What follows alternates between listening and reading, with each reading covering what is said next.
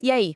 Escolher um fundo de investimento pode parecer uma missão, né? São tantas opções, mas a boa notícia é que não precisa ser esse bicho de sete cabeças. Hoje, a gente vai desvendar um método bem prático para transformar essa confusão toda numa decisão mais clara, mais confiante, sabe? Principalmente para quem está começando agora. Pois é, essa é a pergunta de US$ 1 milhão, não é mesmo? A gente entra lá na corretora e pá, uma lista que não acaba mais. É super normal se sentir meio perdido com tanta coisa. Mas calma, é exatamente esse nó que a gente vai desatar hoje. Vamos ver um passo a passo bem tranquilo. E para simplificar isso tudo, vamos pensar de um jeito diferente. Pensa assim: é como escolher fruta na feira. Sério, essa analogia, por mais simples que pareça, vai ser nossa grande aliada para entender os dois tipos de análise que formam a base de qualquer boa escolha de investimento. Funciona assim, ó. De um lado, a gente tem análise quantitativa. É olhar para a maçã e ver o tamanho, o peso, são os números, os fatos brutos, objetivos. Do outro lado, vem a análise qualitativa. É quando a gente realmente quer saber se a maçã é boa, o sabor, a textura, o cheirinho dela, é a qualidade de verdade, entende? E o pulo do gato é que, para fazer uma boa escolha, uma análise não funciona sem a outra. Elas andam juntas. Então, vamos começar botando a mão na massa. A primeira parte é o filtro quantitativo. Pensa nele como uma grande peneira. A gente vai usar os números para dar uma boa sacudida naquele mundaréu de opções e ficar só com uma listinha bem menor, muito mais fácil de lidar. O processo é bem direto, sem mistério. Primeiro passo, juntar os dados básicos de um monte de fundos. Segundo, a gente aplica uns filtros, uns critérios numéricos, para tirar da frente aqueles que já de cara não interessam. E por fim, o mais importante, organizar o que sobrou por setor.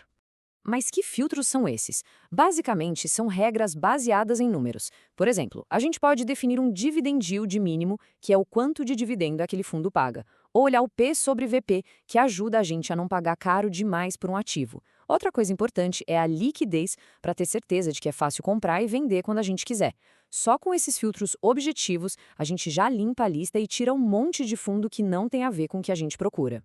E aqui vem um ponto-chave. Depois de usar a peneira, a gente precisa organizar a bagunça. É a hora de comparar maçã com maçã. Não dá para comparar um fundo de galpão logístico com um de shopping, por exemplo. São coisas totalmente diferentes, com riscos e potenciais diferentes. Então, separar por setor é fundamental para fazer uma comparação que faça sentido, uma comparação justa.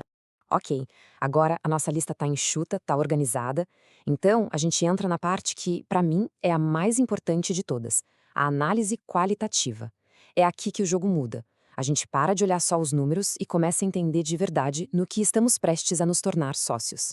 Deixa eu perguntar uma coisa. Pensa com calma. Alguém entregaria o próprio dinheiro, aquele suado, para um primo que chegou com uma ideia genial de negócio, sem nem perguntar que negócio é esse? A resposta é óbvia, né? Claro que não. Pois é, investir num fundo sem entender o que tem dentro dele é fazer exatamente isso. É um risco bobo que não precisa ser corrido. E aqui, muito cuidado. Porque uma planilha bonita, cheia de números verdinhos, pode enganar. Ela pode mostrar indicadores fantásticos, mas se por trás daquilo os imóveis do fundo são ruins, se a gestão é fraca, se a estratégia não para em pé, esses números bonitos são só uma armadilha, uma casca de banana. Então, na hora de investigar, o que a gente procura? É um trabalho de detetive mesmo. Primeiro, qual a qualidade do que tem lá dentro? Os ativos são bons de verdade? Segundo, quem está no comando? A gestão tem um bom histórico, uma estratégia clara? E terceiro, quais são os riscos? Ler os relatórios gerenciais com atenção é o que vai dar essas respostas. É nesse mergulho que a gente separa o joio do trigo. Certo, a gente filtrou, organizou e mesmo assim sobrou uma lista com várias opções que parecem boas. E agora? Bate aquela paralisia, né? A gente fica olhando para a tela sem saber qual escolher. Isso é super comum, mas vamos ver como sair desse beco sem saída e agir com mais confiança. E olha, não é exagero. Depois de passar a peneira dos números, é bem possível que sobrem, sei lá, 34 opções só no setor de fundo de papel, por exemplo. É muita coisa. Se sentir meio "e agora" nesse momento é absolutamente normal. A solução para esse dilema é, na verdade, bem simples. Em vez de tentar olhar por cima todos os 34 fundos, o segredo é outro. Escolha uns 2, 3, aqueles que mais chamaram atenção e mergulhe de cabeça na análise qualitativa deles. É muito melhor conhecer profundamente poucos fundos do que conhecer superficialmente um monte. Qualidade acima de quantidade, sempre. A grande sacada é mudar o jeito de pensar. Ter muitas opções não é o problema, na verdade é bom. O segredo é saber analisar, é desenvolver essa habilidade e pode acreditar. Com a prática, esse processo fica cada vez mais rápido, mais natural. Você bate o olho e já sabe o que procurar. Esse processo de cavar fundo, de ir atrás dos detalhes, tem até um nome. É o garimpo.